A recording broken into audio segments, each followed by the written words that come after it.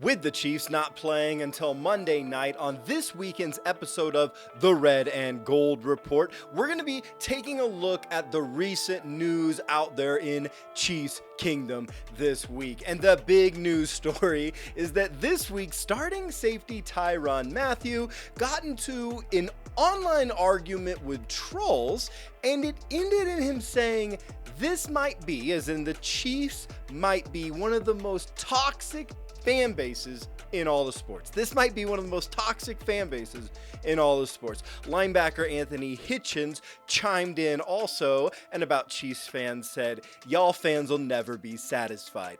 It's sad." And now this story is all over the internet. So what do we make of this? Well, it's a situation where everybody involved is wrong. The fans online that were going after these guys, those guys were wrong. If you find yourself just messaging anybody, any reason, hate online, or just personal messaging a player to discourage them, to get under their skin, to get a reaction out of them, you're a trash person, right? Like, you're a trash person. And the rest of Chiefs Kingdom, we disown you.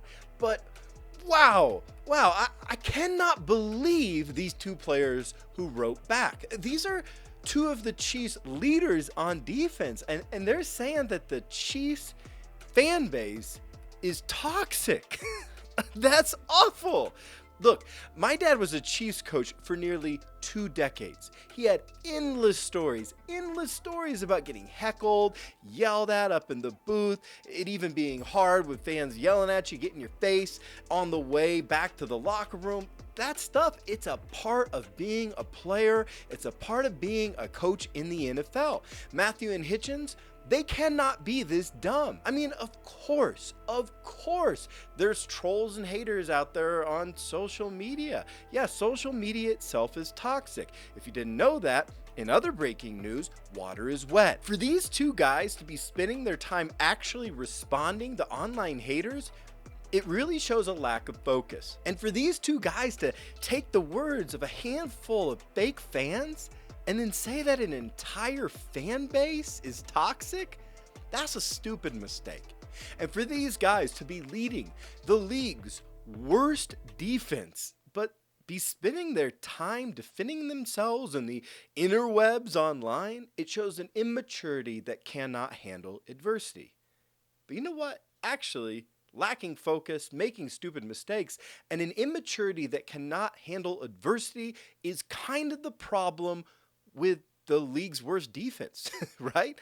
Those have been the problems all season long. So maybe that is the problem. Look, I know it's been a frustrating season for Chiefs Kingdom. I get it.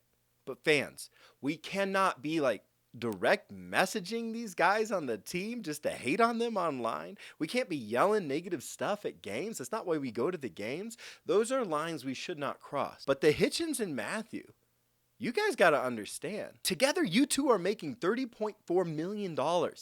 That means that just this 1 year alone, one of you is making 10 times and the other one is making 5 times what many of us normal people will make our entire lives. You're making that sort of money to lead a defense that is right now not just the worst in the NFL, but is actually pretty historically bad. You're gonna get criticized. In fact, you should get criticized. And people criticizing you doesn't mean we hate the Chiefs. No, we're passionate fans and we love our team. And you know what? The few bad apples out there, they don't represent the rest of Chiefs Kingdom.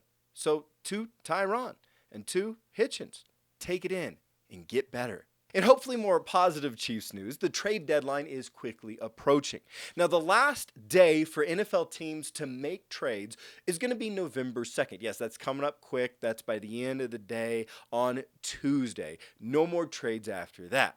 Lately, sources have linked the Chiefs with Emmanuel Ogbah from Miami and Melvin Ingram from Pittsburgh. Both of these guys are pass rushers, edge pass rushers. Chiefs fans are actually going to remember both players. Ingram because he was a long-time San Diego and then Los Angeles Charger, and Ogbah because he's actually with the team in 2019. Either of these trades would likely only cost the Chiefs maybe a sixth round draft pick. I mean, really low round draft pick, but would give them a player who would instantly step in as their best edge rusher on defense. So either move would be a huge step in the right direction. In other Chiefs news, in the last few press conferences, Patrick Mahomes has acknowledged that he has been pressing a little bit in games out there on the field. You know, the national media has been pretty negative on him, but you know what? I get it.